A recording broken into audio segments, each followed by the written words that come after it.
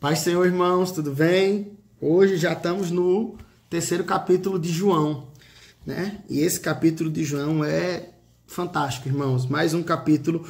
O livro de João inteiro ele é muito interessante, né? Cada trecho dele, cada sessão dele dá uma pregação de 1 hora. Então eu vou tentar resumir. Ele se divide em 2 sessões. A primeira sessão vai até o versículo 21, que fala sobre o encontro de Jesus com Nicodemos. E depois nós vemos do verso 22 até o 36 o testemunho de João Batista, né, a respeito de Jesus mais uma vez. Então, na primeira sessão, a gente tem que entender que aqui a gente está falando de um homem, esse Nicodemos, que era considerado um dos principais dos judeus, né? Ele era um fariseu. Então, o que era ser um fariseu naquela época, irmãos? Um fariseu era uma casta, era uma divisão dentro da sociedade dos judeus que eram considerados extremamente zelosos. Eles eram muito zelosos à lei. Então, eles se preocupavam muito em fazer tudo certinho, cumprir tudo, todas as exigências. Sabe, irmãos? Desde vestimentas até atos de purificação, alimentação, tudo era seguido ao pé da risca.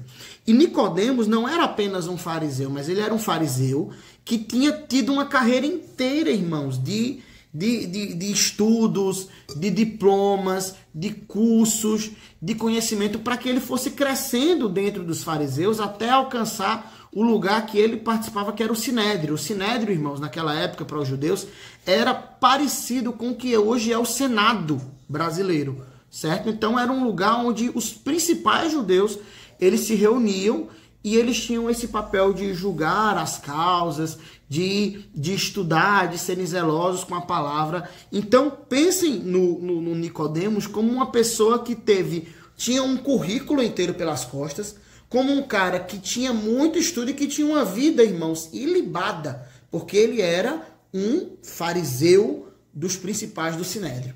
Agora você pega esse cidadão e você vai ver que ele tem um encontro com Jesus de noite. Isso é proposital, irmãos, por quê? Porque tinha que ser escondido. Hoje a gente falar de Jesus é interessante, porque hoje a gente tem a história inteira por trás. Mas naquela época, irmãos, era um dos principais do Sinédrio, um dos homens mais importantes de Israel, se encontrando com um novo mestre que estava com um ensino meio revolucionário de uma cidadezinha lá do interior, lá em Nazaré. Então Jesus era o pequeno e Nicodemos era o grande. Então quando Nicodemos tem encontro com Jesus, ele vai de noite escondido e ele chega para Jesus e ele fala no verso 2 aqui, ó: nós sabemos que você ensina da parte de Deus, pois ninguém poderia fazer estes sinais miraculosos que tu fazes se Deus não fosse com ele. Então ele já chega diante de Jesus, saudando Jesus, exaltando Jesus. Mas irmãos, Nicodemos nem pergunta.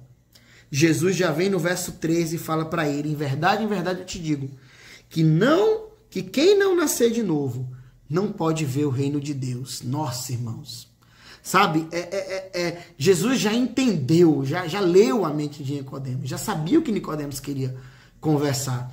E, irmãos, Nicodemos ele conversa aqui com Jesus, né? E ele fala: mas como é que eu, sendo velho, vou entrar no ventre da minha mãe? E Jesus ele fala novamente sobre que aquele que não nascer da água e no Espírito, ele não pode entrar no reino de Deus. Irmãos, deixa eu traduzir para vocês o que Jesus está fazendo aqui. Jesus está dizendo para ele que, ó, Nicodemos, preste atenção. Você precisa entender que tudo que você construiu até agora, todo esse teu currículo, tudo isso, Jesus dizendo, eu sou a oportunidade que você tem de começar tudo de novo. E aí, meus irmãos, talvez essa mensagem para uma prostituta como Maria de Magdala, talvez para um cobrador de impostos como Mateus, talvez para um zelote como Tomé, fizesse sentido. Nossa, eu tenho possibilidade de começar do zero agora novamente. Mas para um cara que tinha um currículo que Nicodemos tinha, irmãos, não fazia nenhum sentido. Por que nascer de novo? Por que eu tenho que começar do zero? E aí Jesus fala: olha, aquele que não nascer da água e do Espírito não pode entrar no reino de Deus. Irmãos, o que Jesus está querendo dizer aqui é que todas essas coisas, irmãos, tudo isso não tem valor, desde que a nossa natureza não mude. Nossa natureza, nós precisamos nascer e escrever uma nova natureza. Eu nasci da família Alves, minha esposa nasceu da família Ferreira, mas quando a gente aceita Jesus, a nossa natureza agora não é mais de um Alves, não é de um Ferreira, mas agora a nossa natureza ela é de Jesus. Ela é nova, ela é de Deus. né? E aquele que tem a natureza de Cristo, ele é guiado pelo Espírito. Ele fala no verso 8, o vento sopra para onde quer, você ouve a voz dele e não sabe de onde ele vem, nem para onde ele vai. Assim é todo aquele que é nascido do Espírito. Irmãos, o que ele está dizendo aqui é que aquele que é nascido pelo Espírito, ele é imprevisível. Ele é guiado por Deus, irmãos. As decisões, as condutas, os passos que nós damos não são guiados pela lógica humana. É o Espírito Santo que nos guia. É o Espírito Santo que deve nos direcionar. Por isso que às vezes você vai ver coisas extremamente ilógicas acontecendo. Porque no reino de Deus é assim, irmãos. É preciso que você seja o menor, se você quiser ser o maior. É preciso que você dê para você receber. Assim é o reino de Deus. Assim é aquele que é nascido no Espírito, irmãos. E é essa a verdade do Evangelho, que talvez para aquela pessoa que tem um currículo ruim, faça muito sentido, que Jesus joga na cara de Nicodemos. E aí, irmãos, Jesus ele continua conversando aqui com Nicodemos e ele usa o exemplo lá de Números 21, da serpente de bronze. Deixa eu abrir um parênteses aqui, irmãos, porque isso aqui é muito importante. A gente está chegando perto do versículo, talvez que seja o mais conhecido, se não for o mais, é o segundo mais conhecido do mundo, que é o João 3,16. Esse versículo aqui, irmãos, está num contexto interessante, porque Jesus faz citação daquilo que Moisés fez no deserto lá em Números 21. O que aconteceu? O povo murmurou contra Deus mais uma vez no deserto. E Deus feriu o povo com uma praga de serpentes. Cobras venenosas começaram a invadir o arraial. Os judeus eram picados por aquelas cobras e eles estavam morrendo. Então, o povo vai clamar socorro a Moisés. Deus orienta Moisés e diz: levanta uma serpente de bronze num poste, no meio do arraial. Todo aquele que olhar para a serpente, depois que for picado, quando ele olhar para a serpente, o efeito do veneno não vai fazer efeito. E aí, irmãos, Jesus chega para Nicodemos e fala: olha, assim como Moisés levantou uma serpente de bronze, importa que o Filho do Homem, eu também vou ter que ser levantado. Jesus está dizendo: eu vou me fazer maldição por vocês. Eu vou pagar o preço por vocês. O que Jesus está querendo dizer aqui para Nicodemos, irmãos, e é interessante aqui, porque aí chega no João 3,16, Deus amou o mundo de tal maneira para que deu seu Filho unigênito, para que todo aquele que nele crê não pereça, mas tenha a vida eterna. Isso é lindo. Mas 17 e 18 fala muito interessante, principalmente o 18. 18 fala assim, ó, quem nele crê não é condenado, mas quem não crê já está condenado. Irmãos, a mensagem de João 3,16 é a seguinte, ó, preste atenção. Nós, eu, você, o Nicodemos, que era um dos principais dos judeus, o maior bandido que você imaginar hoje na face da terra, todos nós já estamos condenados. Todos nós já fomos picados pela serpente. O que Jesus está dizendo aqui é o seguinte, ó, vocês já estão condenados.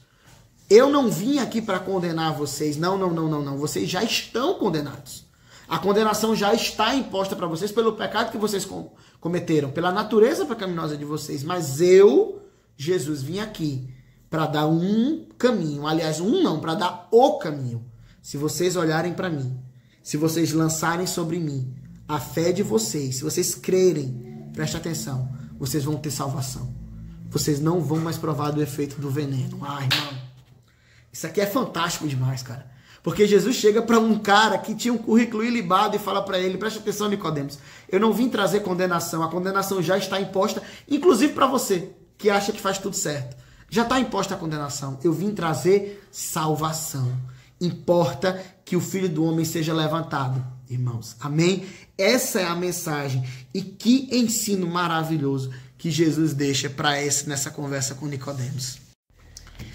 E aí, irmãos, a segunda seção desse texto é linda.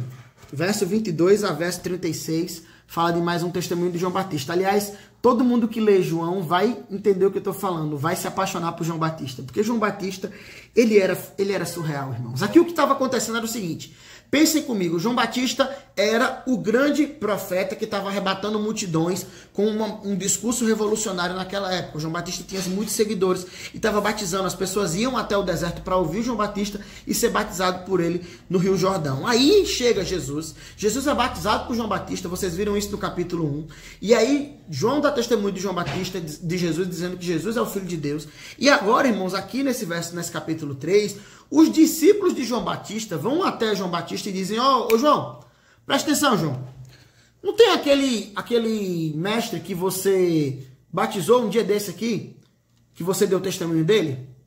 Pois é, Ele tá ali do outro lado do rio. Ele abriu uma igreja ali do outro lado ali, ó. E tá assim de gente na igreja dele. Ele abriu um Instagram e o Instagram dele tá bombando. Ele tem mais seguidores do que a gente. O que é que você vai fazer com isso, João? E aí, irmão, João é fantástico. João, ele dá uma resposta, irmãos. A indagação é no verso 26. João vem no verso 27 e diz: o homem só pode receber o que lhe for dado do céu. Gente, João vem no verso 29 e ele diz: ó, a noiva pertence ao noivo. O amigo do noivo que lhe assiste espera, ouve e alegra-se muito com a voz do noivo. Essa alegria é minha e agora está completa.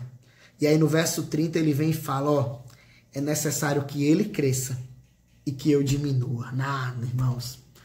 Nossa, João Batista não era à toa que Jesus disse que ele foi o maior homem que pisou nessa terra antes dele.